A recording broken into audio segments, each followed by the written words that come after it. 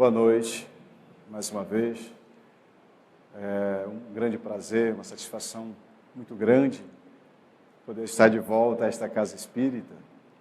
E o mais prazer ainda quando nós temos oportunidade de falar sobre a maior de todas as instituições, excetuando a humanidade.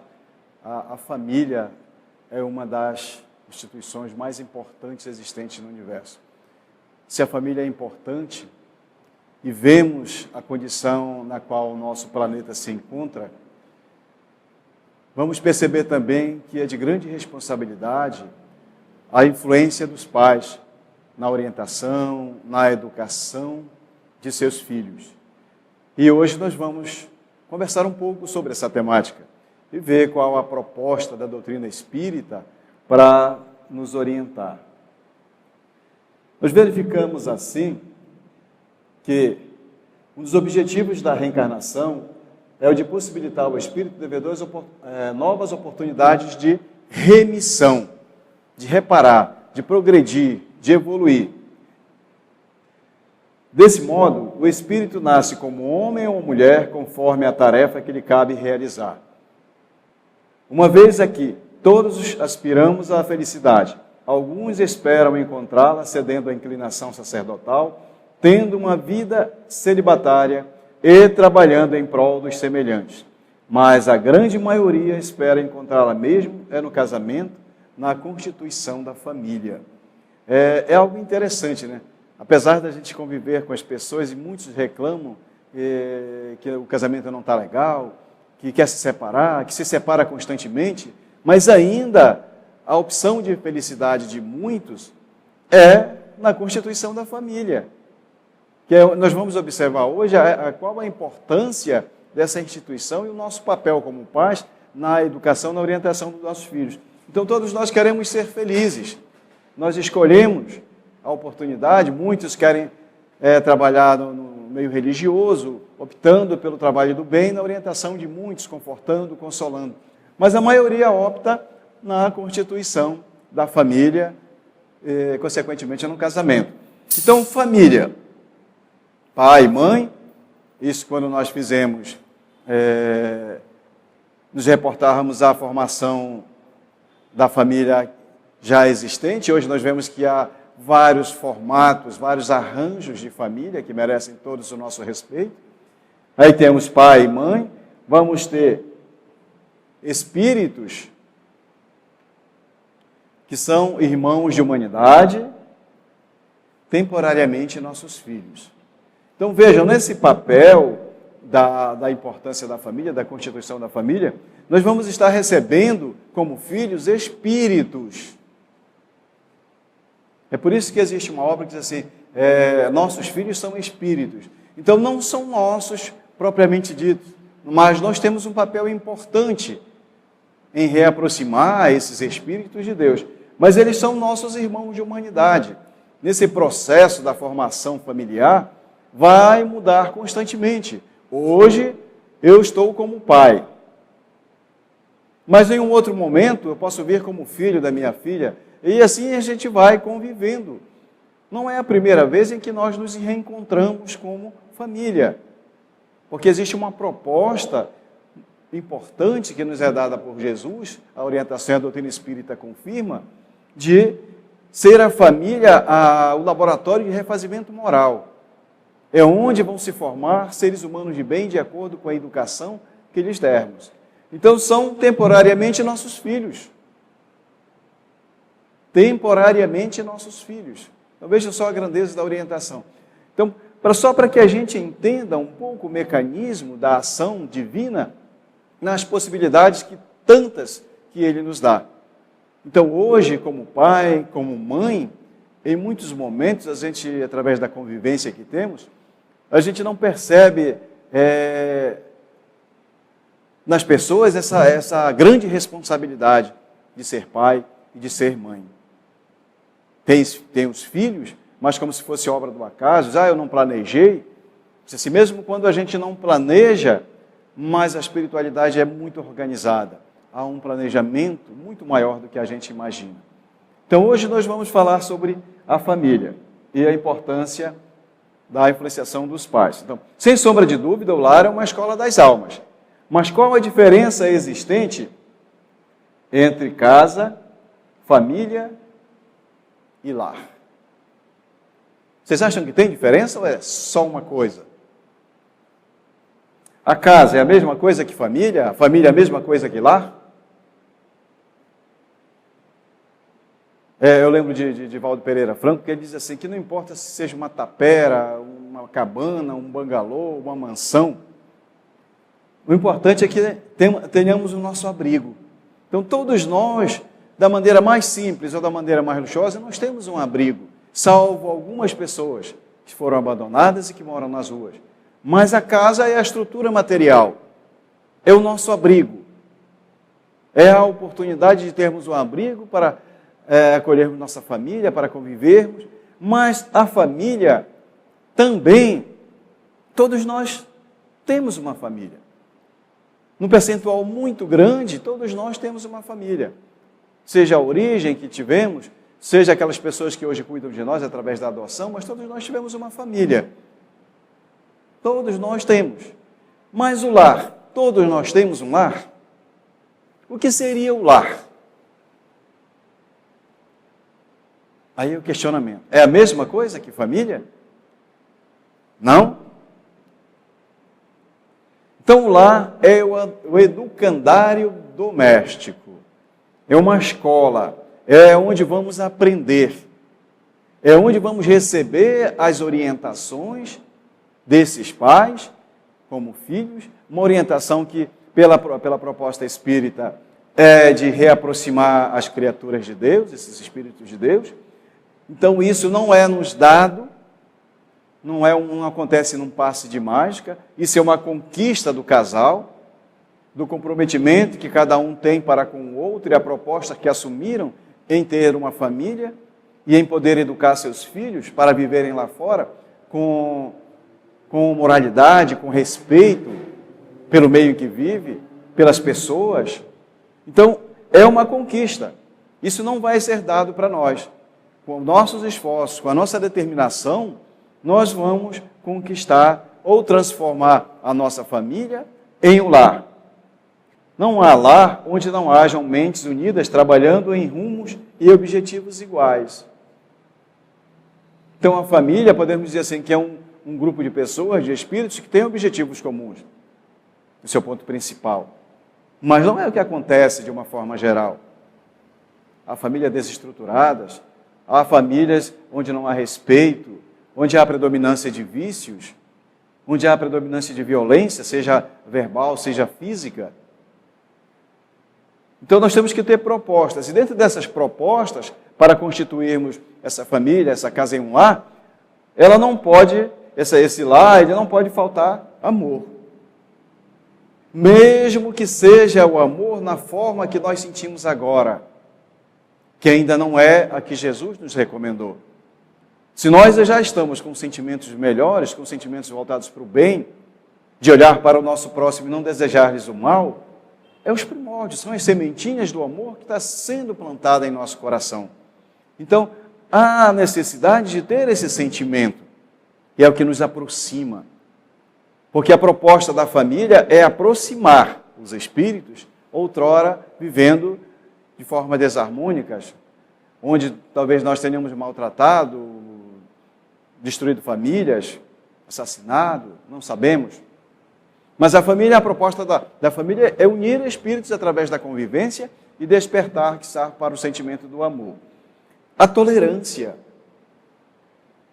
Se nós vivemos num planeta de expiações e provas, e temos uma proposta de educação moral para os nossos filhos, a gente tem que também ter tolerância, porque esses mesmos filhos, esses mesmos espíritos, eles têm a bagagem dele de equívocos.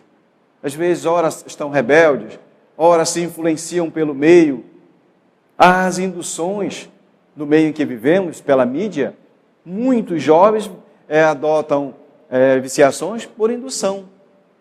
Então nós temos que ter essa tolerância de compreender, estar ali presente para amparar, para iluminar nossos filhos. A fraternidade também. E renúncia. Para quem é pai e mãe sabe disso. Quanto nós renunciamos em detrimento de nossos filhos para a idealização de seus sonhos, sejam os profissionais, os emocionais. A gente renuncia aos nossos propósitos, nossos sonhos, para dar aos nossos filhos aquilo que eles almejam também. Então, o lar é onde há a predominância de sentimentos mais nobres, nas quais nós enumeramos alguns aqui. Tá? O ideal seria podermos dizer, lá em casa, na nossa família, temos um lar. Mas quantos de nós podemos dizer isso? Quantos de nós podemos afirmar, lá na minha casa, na minha família, nós temos um lar? Isso é para refletirmos. O que temos feito para tornar nossa casa um verdadeiro lar? Como disse, isso não vai acontecer num passe de mágica. Vai ser uma conquista dos pais. Quais os princípios necessários para transformarmos ou constituirmos a nossa família em um lar? E nós vamos vê-los agora. Esses princípios básicos da educação, para que possamos contribuir para a conquista do lar: ensino, exemplo, amor e disciplina. Se nós não ensinarmos os nossos filhos, quem vai ensinar? Se nós fugirmos à nossa obrigação de dar o ensinamento, nossos filhos aprendem de forma equivocada lá fora. Quando nós não estamos presentes, dando essa orientação, essa educação, na qual o próprio princípio religioso a qual frequentamos, possibilita-nos meios necessários para dar os exemplos, os ensinos. Se nós não fizermos isso, hoje o Google, o WhatsApp, o Facebook, eles fazem isso por nós. E ali tem coisas boas e coisas nocivas. Então devemos dar o que é necessário para os nossos filhos, para que eles aprendam a conviver lá fora, enfrentando essas dificuldades. O exemplo é tudo. Nós vivíamos um certo tempo em que muitos pais diziam assim, eu acho que todos vocês sabem disso, faça o que eu te digo, mas não faça o que eu faço. Eu ouvi isso. Hoje, se nós formos falar isso, não funciona. Então, muitas pessoas dizem assim, o exemplo é uma das formas de educarmos nossos filhos. Não é. É a única forma de educarmos nossos filhos. Os nossos exemplos. Porque a gente pode falar 1000 palavras, mas se nós não praticarmos aquilo que falarmos, não funciona. Então, o exemplo é fundamental para a orientação, para a educação, para formar nossos filhos através dos nossos exemplos. O amor, como vimos ainda há pouco. A gente vai falar um pouquinho mais disso lá na frente. E disciplina. Em muitos momentos, quando a criança ainda está despertando, andar, falar, ele faz certas coisas, muitas pessoas dizem, não, é porque ele é criança. Não é assim. A gente tem que começar a dar orientação, a disciplinar, a limitar aquelas situações, porque depois que cresce, a gente não tem mais domínio. Ou melhor, não tem mais como orientá-lo de uma forma mais agradável. Então precisamos mostrar disciplina, não é tolir liberdade de ninguém, mas mostrar o que podemos e o que não podemos. Mostrar que temos deveres no meio em que vivemos, para com a gente mesmo e para com o nosso próximo. Então vamos dizer assim que a melhor escola de preparação das almas reencarnadas na Terra é o lar, onde o indivíduo deve receber as bases do caráter e do sentimento. Então, esses espíritos que hoje são nossos filhos vão receber através de nós as orientações que vão formá-lo como criatura humana para conviver lá fora. Eles vão ser aquilo que nós dermos a eles. Eles vão ser aquilo que os nossos exemplos contribuírem para eles. Se eu sou um pai que espanco minha esposa, se eu tenho um filho, ele vai achar que isso é natural. Ele vai achar que isso é natural e vai querer espancar também lá fora. Mas se nós ensinarmos aos nossos filhos o respeito, e digo mais, gente, certa vez eu conversava com um amigo e ele queria dizer para mim que a educação que se dá para a menina é diferente da educação que se dá para o menino. Eu disse assim, estás equivocado. Porque educação moral não tem sexo. A educação moral é que vai te formar uma criatura de bem. É um conjunto de situações que vão contribuir para o teu melhoramento. E lá não diz que para o homem é uma, para a mulher é outra. Porque ele queria dizer assim, que o filho dele podia tudo, mas ninguém podia tirar graça com a filha dele. Então nós vamos orientar nossos filhos para conviverem com respeito. Se eu respeito a minha esposa, se a minha esposa respeita o esposo, e se há respeito mútuo, eles vão crescer inspirados no que nós dermos para ele. Os filhos são um produto do meio em que vivem. E nós, pais, consequentemente, seremos seus espelhos. Seus heróis ou seus vilões.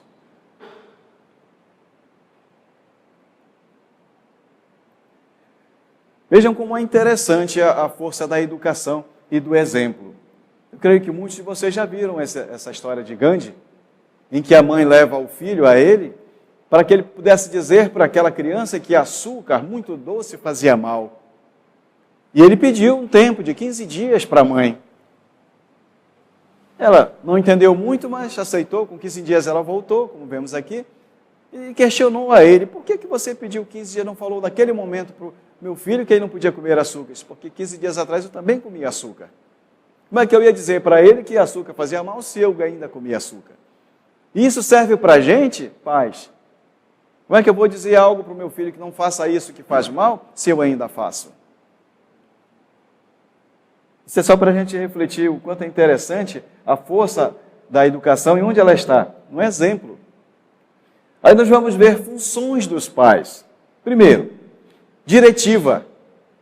Vamos dirigir nossos filhos para a prática do bem, fortalecendo o amor a si mesmo, ao próximo e a Deus.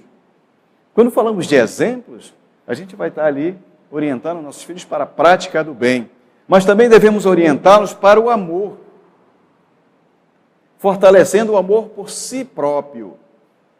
Há uma situação em que vemos hoje de fragilidade emocional, onde muitos de nossos jovens e até adultos são dependentes emocionais.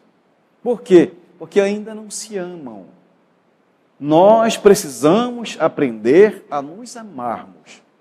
Quando nós nos amamos, isso é uma função dos pais para orientar os filhos, que nós aprendemos a nos amar, a gente não fica dependente das migalhas emocionais dos outros. Às vezes, quando uma pessoa nos abandona, aí a gente sofre ali toda essa situação, porque fulano me abandonou, me deixou. Alberto Almeida, ele diz assim: não é o que a pessoa me faz, mas o que eu faço com o que a pessoa me faz. O que eu vou fazer com isso? Eu vou me deprimir, eu vou enfermizar, a minha vida vai parar porque fulano não quis conviver comigo, não quis viver mais comigo. Então, hoje a gente precisa aprender essa situação. Eu tive uma experiência assim, muito delicada com uma das minhas filhas. E eu baterei muito essa situação do alto amor. Porque senão, a pessoa quando percebe, ela já está ali naquele ralo, vai embora, e quando percebe, não tem mais jeito, não tem mais volta. Então, amem-se primeiramente. Aí vocês vão perceber o que é o amor. Quando alguém conviver com vocês, vocês perceberem através dos seus sentimentos, fulano me ama, porque eu sei o que é o amor, porque eu me amo. Então, aí nós vamos também orientar os nossos filhos para essa tríade amorosa que Jesus trouxe para todos nós. Amar a Deus sobre todas as coisas, o nosso próximo como a nós mesmos. Então vejam só a condição que Jesus nos coloca: amar o nosso próximo como a nós mesmos. Se eu ainda não me amo, dificilmente eu vou amar com propriedade. Eu vou dar amor, eu vou compartilhar amor, eu vou conviver através do amor. Então, amarmos primeiramente a nós mesmos para podermos amar o nosso próximo. Eu comentei com vocês em outro momento que amar a Deus, como é que a gente ama a Deus? Como a gente pode amar um ser que a gente não vai poder olhar nos olhos? Isso é uma condição inadmissível. Mas nós podemos amar a Deus através das suas criações. A maravilha que vemos dos planetas, dos sistemas solares, e eles funcionando harmonicamente. Nós que somos criação de Deus, é por isso que nós temos que nos amar. Porque somos criação de Deus e Ele tem um propósito para todos nós, de um dia nos amarmos uns aos outros, como Ele nos ama. Essa é a função diretiva. Mas nós temos também a orientativa. São orientadores para a formação do caráter dos filhos, a partir da observação das características individuais, reforçando as positivas e corrigindo as negativas. Esse ponto aqui, gente, observação. Hoje a gente vê muitos pais falarem assim, eu vou dar para os meus filhos tudo aquilo que eu não tive. Aí ele vai e trabalha de manhã, trabalha de tarde, trabalha de noite. Ele sai pela manhã, o filho está dormindo. Ele volta à noite, o filho está dormindo. Como é que ele vai observar o seu filho? E ainda diz assim, meu filho cresceu que eu nem vi. É natural. Ele não está presente, como é que ele vai ver? Então, a observação nas características de nossos filhos é fundamental, gente. Eu olhar meu filho todos os dias. Nós vemos hoje que a própria internet, a mídia em si, ela separa. Às vezes eu vou na casa de pessoas amigos, o pai ou a mãe está na sala, quer falar com o filho, manda uma mensagem pelo WhatsApp para o filho que está lá no quarto. Diz assim, olha, a gente tem que conviver mais. Está olhando um no olho do outro. Não é face a face mesmo. É isso que nos aproxima. Senão nós estaremos fugindo do nosso propósito. Nós somos os orientadores de nossos filhos. Então nós vamos observar os pontos positivos e os negativos. Fortalecer os positivos e corrigir os negativos. São as funções dos pais. E dentre muitas outras, o nosso tempo está um pouco adiantado. Então os reflexos dos pais imprimirão a nova chapa cerebral às imagens que influenciarão a existência toda. Então, da forma que eu tratar o meu filho ou minha filha, ele vai ser lá fora em sociedade.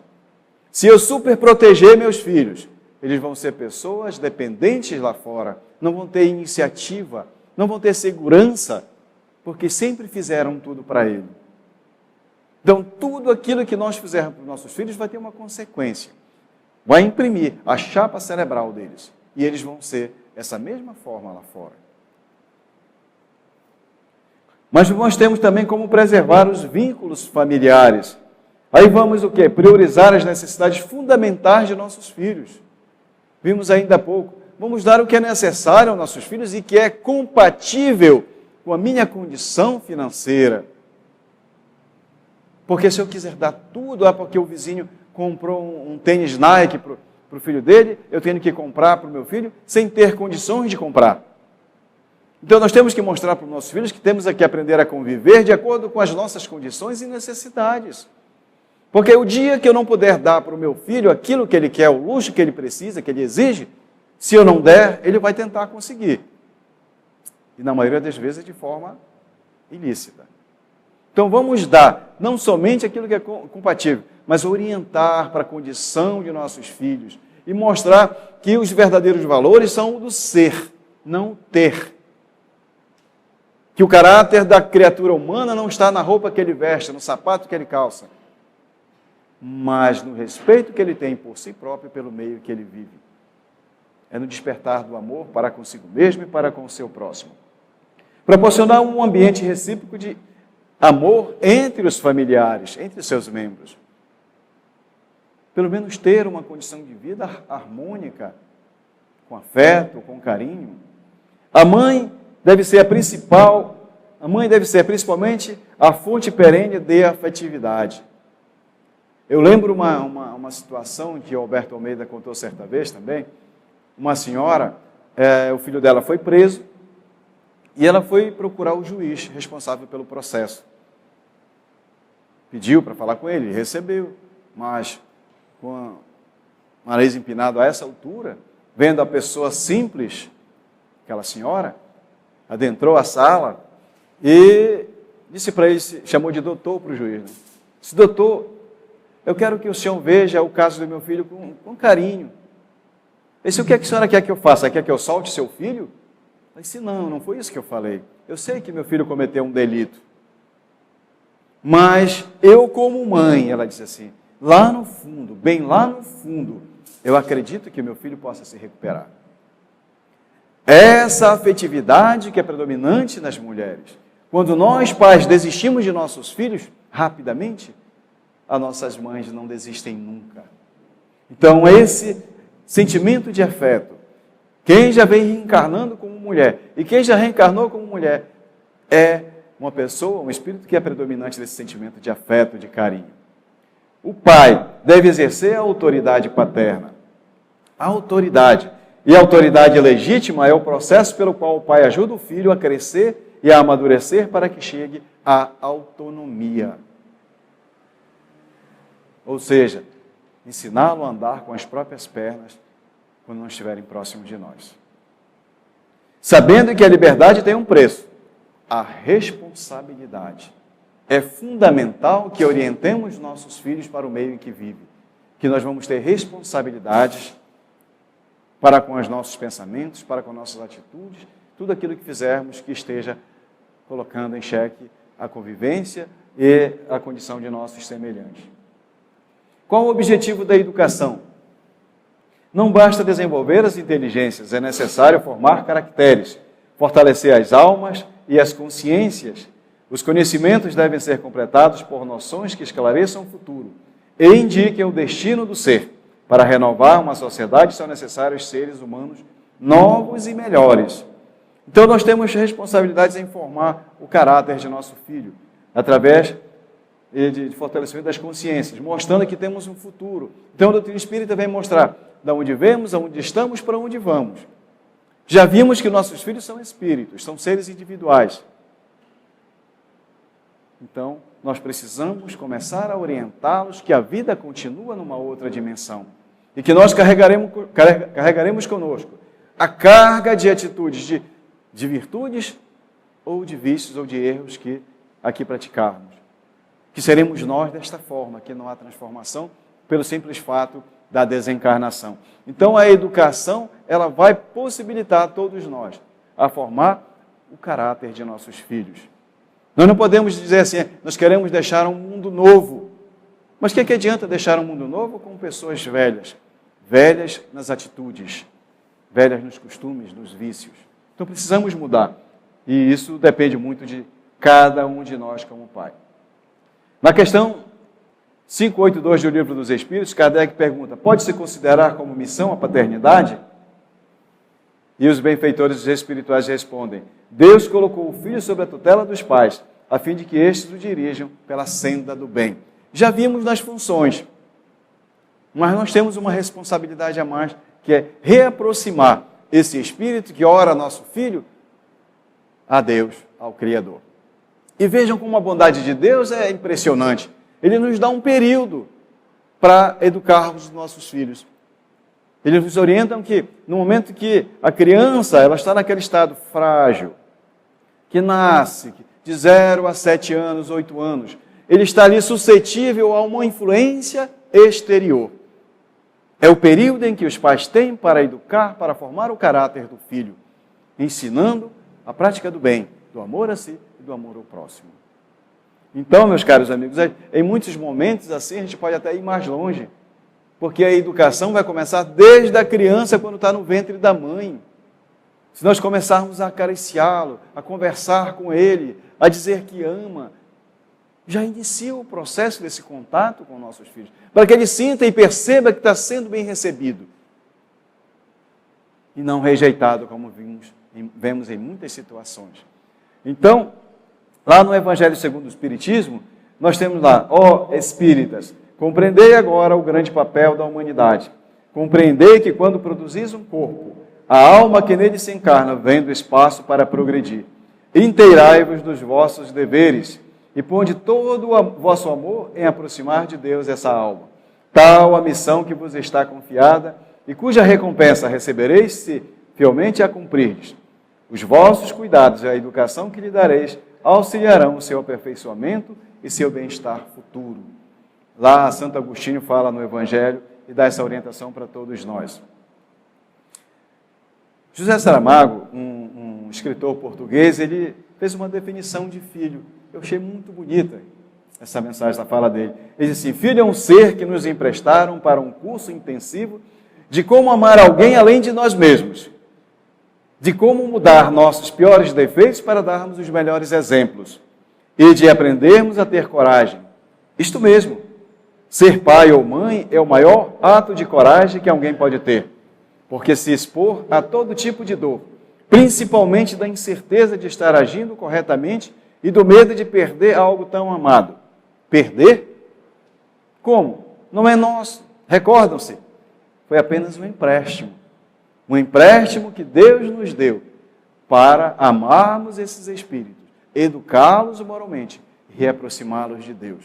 Quero encerrar esse momento, gente, se o permite,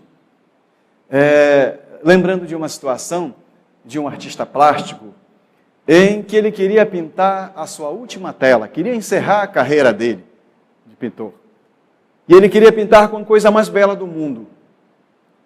Foi para o ateliê, pegou o pincel, a tinta, olhou a tela e ficou ali, imaginando o que seria a coisa mais bela do mundo e como materializá-la na tela.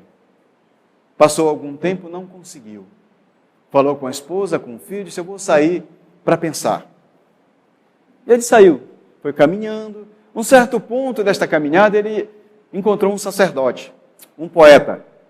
O poeta percebeu a angústia daquela pessoa e se aproximou dele e perguntou: amigo, o que se trata? Ele explicou: eu sou pintor, eu quero pintar a coisa mais bela do mundo, mas não consigo encontrar algo que seja a coisa mais bela do mundo e materializá-la na tela. O poeta sorriu para ele, uma pessoa sensível ao lado emocional humano, e disse assim: pinte o amor. O amor nos aproxima, o amor nos faz feliz. Ele disse: vou pintar o amor. Agradeceu ao poeta, saiu e disse: vou pintar o amor. E saiu pensando: como é que eu vou pintar o amor na tela? Aí voltou a angústia. Porque ele não sabia como materializar o amor na tela. Continuou caminhando. Num certo perímetro, ele encontrou o sacerdote. E o sacerdote também percebeu aquela situação de angústia daquele rapaz. E perguntou o que se tratava. Ele explicou para o sacerdote: eu quero pintar a última tela da minha vida, quero pintá-la com a coisa mais bela do mundo. O poeta me disse que é o amor, mas eu não consigo materializar o amor na tela. O sacerdote sorriu e disse: o amor é uma coisa bela do mundo, mas a coisa mais bela do mundo é a fé. Pinte a fé. Vou pintar a fé. Aí saiu, se despediu do sacerdote, e ele ficou pensando: como é que eu vou materializar a fé na tela? Antes ele saiu de casa pensando na coisa mais bela. Ele tinha duas situações e duas angústias, porque ele não sabia como materializar. Andou um pouco mais, encontrou um ex-combatente de guerra.